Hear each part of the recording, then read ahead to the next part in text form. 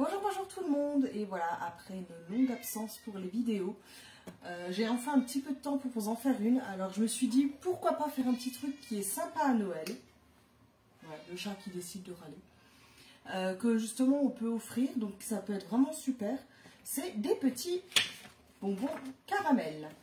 Donc pour ça vous avez deux possibilités. La première c'est la facilité, franchement je vous le dis, hein, un petit moule à bonbons, ou un moule à chocolat, d'ailleurs ça s'appelle les petits moules à chocolat. Donc on a ceux de Tupperware, mais après moi le mien vient de je sais plus où, d'un magasin, hein, donc voilà, on peut prendre n'importe lequel. Et si par contre malheureusement vous n'en avez pas, pensez à prendre le moule à manquer, et ensuite il faudra tout simplement venir découper des petites bandes, et ensuite nos petits caramels, on viendra les mettre dans des petites barquettes pour qu'elles ne collent pas entre elles. Alors vous verrez que c'est une recette vraiment très facile.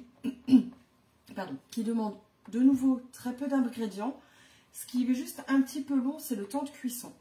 Donc on va commencer tout simplement. On va venir, alors que je dise pas de bêtises, hein, on va venir prendre une casserole. Alors moi j'ai l'avantage, c'est que j'ai une casserole qui a un bec verseur. Donc si vous en avez une, franchement prenez-la parce que c'est vachement plus pratique. Sinon après vous êtes obligé de le faire à la cuillère pour réussir à remplir les petits moules. Alors qu'avec le bec, bah, moi j'ai juste à verser dedans et franchement c'est génial. Donc on va verser 125 millilitres ou grammes de sucre. Ils disent millilitres, pourquoi? Parce qu'on a toujours nos petites cuillères. Moi je vais le faire en grammes aujourd'hui. Hop, voilà. Donc 125 grammes de sucre. Oups, on a mis un petit peu trop. J'ai voulu faire ma gourmande. Voilà. 125 grammes de sucre. Ensuite, alors, on dit verser le sucre, la crème, le miel et faire cuire. Donc pour ce qui est de la crème, il nous faut 100 ml de crème. Donc c'est pour cela que j'ai prévu ma cuillère 100 ml. Comme ça, on va pouvoir faire tout simplement la bonne dose tout de suite. Hop, voilà. Et après, on n'hésite pas d'utiliser notre petite spatule pour venir racler et récupérer toute la crème qu'on a à l'intérieur. Juste enlever ça de ma plaque, hein, parce que je me connais, sinon je vais le faire fondre. Et ensuite, on a 30 ml de miel. Alors le mien, il a déjà un petit peu cristallisé. Alors, quand je fais ce genre de recette, j'utilise du miel, en fait du miel bas de gamme. Pas du miel de chez un apiculteur, parce que justement, bah, il perd toutes ses vertus en cuisson. Donc un miel Bagdad, je vais y arriver. Un miel de bas de gamme qui coûte vraiment pas cher va très bien pour ce genre de recette. Ne prenez pas un miel très cher parce que bah, vous n'aurez plus les vertus après, donc ça ne vaut pas la peine. Donc 30 ml de miel, donc le mien comme je disais à cristalliser, ça va être peut-être un peu compliqué. On va faire, sinon en grammes, on va faire 30 grammes de miel, ça sera plus facile je pense. Hop. Voilà. Donc c'est une recette qui malheureusement n'est pas pour tout le monde. Hein, je sais déjà que bah, ma maman par exemple ne pourra pas en manger étant donné qu'il y a du miel à l'intérieur. Voilà, désolée maman, c'est pas une recette pour toi. Hop, voilà, c'est plus simple comme ça. Voilà, hop. Et donc ça on va le mettre tout simplement à chauffer jusqu'à ce que ça prenne une belle couleur marron. Hop. Alors, si ma plaque vous laisse allumer, voilà. Donc là vous pouvez utiliser, je vais y arriver aujourd'hui, le fouet plat en métal de chez Tupperware ou un simple fouet, voilà. Alors j'avoue que de ce côté-là, moi je préfère le fouet rond que le fouet plat. Sinon on a toujours le fouet, celui-ci. Mais vu qu'on va chauffer énormément la recette, c'est une des rares recettes où il vaut mieux utiliser du métal. Donc là c'est une recette qui chauffe relativement vite. La seule chose qui est longue, c'est la coloration du caramel. Oui, alors moi j'ai aussi prévu un thermomètre. Parce qu'ils disent dans la recette, alors je vous le lis, hein, ce sera plus simple. Ils disent donc du coup, faire cuire jusqu'à ce que ça prenne une belle couleur dorée. Mais ne faites pas trop cuire le mélange, sinon il risque de d'épaissir et de devenir granuleux. Et ensuite, il y a une petite note en dessous qui dit « Plus vous faites cuire le mélange et vous obtenez un caramel dur et inversement. Si vous disposez d'un thermomètre, donc ce qui est mon cas, la température idéale est de 120 degrés pour un bonbon mou et de 135 pour un bonbon dur. » Donc moi, je le veux entre les deux, alors on va faire 125, voilà, on va tricher. Et on verra ce que ça donne. Donc il dit de toute façon, en arrêtant la cuisson, lorsque le mélange prend une belle couleur caramel clair, le résultat est très bon. Donc voilà, c'est pour ceux qui n'ont pas de thermomètre. De toute façon, comme d'habitude, à la recette, je vous la mettrai. Je vérifie qu'il y a encore des piles quand même dans mon thermomètre. Il se fatigue. Donc là, on entend tout doucement que le mélange commence à se faire. Donc on vient mélanger. Je vais enlever ça avant que ça crame. Voilà.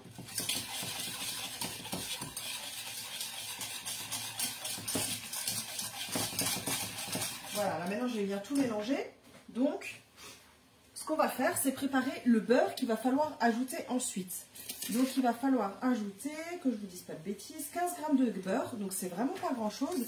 Et ensuite, de la fleur de sel. Donc, de la fleur de sel, moi j'ai celle-ci, qui franchement est un vrai délice. Mais si vous n'en avez pas, ce que vous pouvez faire également, c'est utiliser du beurre demi-sel. Après, ce qu'il y aura, c'est que justement, les petits cristaux de sel, vous ne les aurez pas dans la recette. Mais au moins, vous aurez du beurre caramel beurre salé, qui est déjà très bon. Alors, je vais juste prendre mon beurre. Voilà. On va le mettre là-dedans, du coup, parce que 15 grammes, c'est pas beaucoup. Mon couteau. Hop. Non, mais si je fais pas la tare, forcément, ça ne marchera pas. Voilà, on est déjà à 12 grammes. Hein, c'est ce que je disais, 15 grammes, c'est vraiment très peu. Et voilà, on les a. Hop, voilà. Donc là, le caramel, il commence à frémir, à faire des petites bulles. Donc on en profite toujours pour bien remuer. Et là, maintenant, je vais pouvoir commencer à y mettre le thermomètre, en espérant que les piles ne me lâchent pas avant la fin de la vidéo. Voilà. Et donc, encore un avantage du bec verseur, c'est que je peux, en fait, simplement poser mon thermomètre sur le bec, alors que sur une casserole normale, vu qu'elle va être complètement ronde, le thermomètre a tendance à tourner autour. Donc là, on est déjà à 105 degrés, 106, et ça augmente tout doucement. Donc, vous voyez, ça va relativement vite. Une fois que ça c'est fait, je vais le retirer du feu. Je vais mettre tout de suite le beurre dedans, je mélange, et après, je ne vais pas attendre pour les mettre dans la plaque, parce que le chocolat, je vais vraiment pas y arriver aujourd'hui. Le caramel refroidit très vite, donc il ne faut absolument pas le laisser refroidir, sinon vous allez avoir du mal pour le mettre dans les moules. Et à la fin, n'oubliez pas de bien racler votre casserole pour pouvoir mettre effectivement sur vos petits bonbons. Donc c'est fait pour 24 bonbons. Je l'ai testé la recette, donc il y en a effectivement 24 qui peuvent être faits tranquillement avec cette recette. Hop. On remet un petit coup de nouveau. On en est quand même déjà à 110 degrés. Là, c'est encore très très blanc.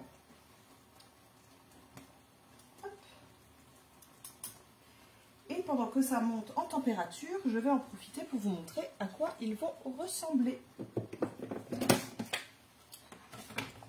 Par contre, je les ai mis au frigo. La prochaine recette, je vais essayer de ne pas la mettre pour qu'on puisse voir s'il y a une différence. Puisque là, je trouve qu'ils sont un petit peu clairs en fait, granuleux, je sais pas. Voilà. En tout cas, ils sont très bons, mais voilà. Donc on a du coup des petits bonbons comme ça, donc pas trop mou, pas trop dur. De caramel, donc à mettre, hein, comme dit, dans des petites barquettes pour qu'on puisse les tenir, les transporter, qu'ils ne se collent pas entre eux, mais surtout aussi pour que vous puissiez les offrir. Donc ce genre de petites barquettes, vous les trouvez un petit peu partout dans les grandes surfaces, hein, parce que celles-là, elles viennent de Cora. Je sais qu'on en trouve également en Allemagne. Sinon, enfin, normalement dans les grandes surfaces, vous devriez en trouver sans trop de difficulté. Alors là, on arrive à 114 degrés. Donc vous voyez, ça monte vraiment assez rapidement. Qu'est-ce que j'ai fait de mon foie? Hop, on va mélanger un peu. Et donc je suis désolée, hein, comme vous pouvez l'entendre, je suis encore un peu enrhumée. Donc l'inconvénient de l'hiver, c'est que je suis malade tous les hivers et que je déteste ça. Donc voilà. Malheureusement, ça ne change pas. On entend les petites bulles qui se font. Je vais essayer de vous avancer. Je vais remontrer ça. Et j'y arrive. Hop là, voilà. Comme ça, vous voyez que ça fait des petites bulles. Ça commence tout doucement à changer de couleur. On arrive bientôt aux 120 degrés. Mais comme dit, moi, je vais attendre un tout petit peu plus. On va attendre les 125.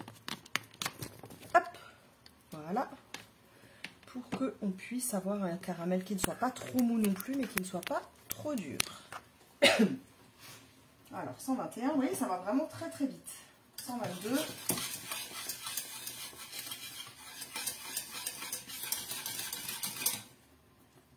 On est déjà à 124 et 125. Donc voilà, là mon caramel est prêt. Je l'enlève du feu. Je pense à éteindre la plaque. On vient y rajouter notre petit beurre. Hop. On va se faire de la place surtout. Je vais mettre. Hop, voilà, on mélange le beurre.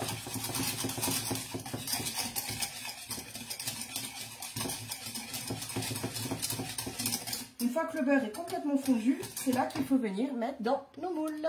Hop. Voilà. Donc là, vous voyez mon caramel. Et on va pouvoir mettre dans les moules. Donc l'avantage, voilà, comme dit de ma casserole à bec, c'est que du coup, j'ai pas besoin de prendre une petite cuillère pour le faire. Je peux verser directement dans mes moules. Oups, il est un peu beaucoup lui. Voilà. Donc moi, ce que j'ai fait en fait, c'est que j'ai juste laissé refroidir toute la nuit.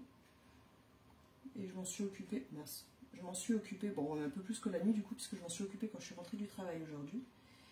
Mais voilà, en tout cas, ça s'est très très bien démoulé, sans aucune difficulté. Et ça a un très bon... Oh, vous savez ce que j'ai oublié? La fleur de sel. Moi, je suis une maline. J'ai oublié la fleur de sel. Alors, on va tricher, on va mettre un tout petit peu comme ça dessus. Ça aura de nouveau un petit effet. Voilà, ça... C'est pour ça aussi que des fois le caramel de faire avec du beurre demi-sel, c'est pas plus mal, ça évite d'oublier ce genre de choses. Hop, on met un petit peu dans la casserole. On va repasser un petit coup. Voilà. On en profite pour bien racler les bords, puisque de toute façon, il va falloir le faire pour finir de faire nos bonbons de caramel.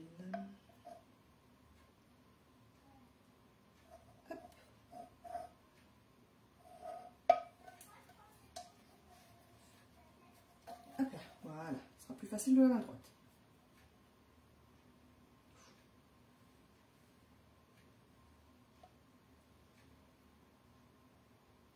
Et voilà, on a nos 24 petits bonbons.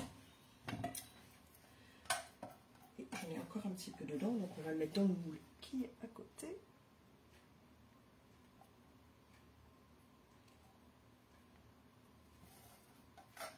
Alors nous, dans la famille, on est des grands mangeurs de caramel.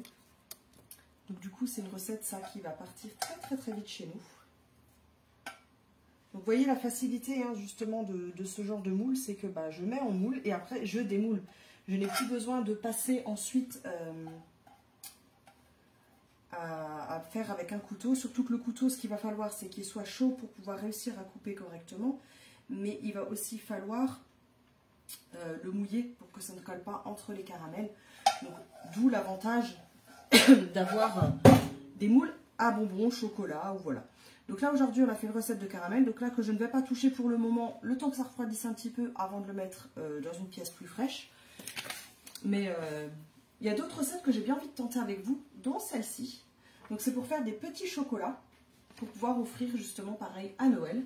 La question ça va être, c'est qu'est-ce qu'on va mettre à l'intérieur de nos chocolats, puisque là il précise que voilà, on peut y mettre plein de choses, de la pâte d'amande, des oranges confits, des cerises, des spéculoos, du nougat, des fruits secs, etc.